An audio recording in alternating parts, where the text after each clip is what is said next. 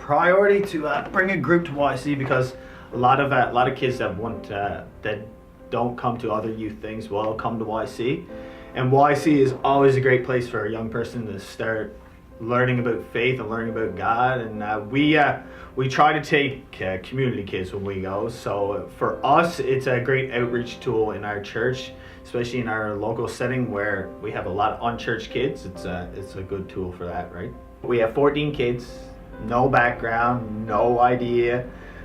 Didn't know what it meant to sit in a church atmosphere, to sense God's presence or anything like that. They were just as unchurched as you could find were these kids, as community focused as you could find. These kids were a huge part of the community, but not part of the church.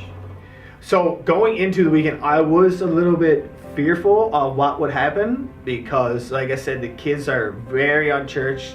Our youth ministry wasn't in the place to have services because we don't have the things that are needed for that. But I was I did have a lot of uneasiness going into Friday night, but once it started, they embraced it. They had a lot of questions throughout the weekend. They still have a lot of questions now, and the questions are only getting bigger and bigger as we go along.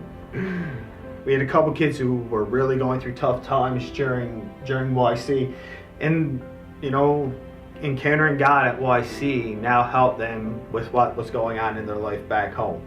They now said, well, it seems like this Jesus character kind of helps me out a lot when I need him. Since YC, since that encounter with God's presence at YC, they become more, I guess you would say, hungry for what it is and hungry for growing in what they want to know, right?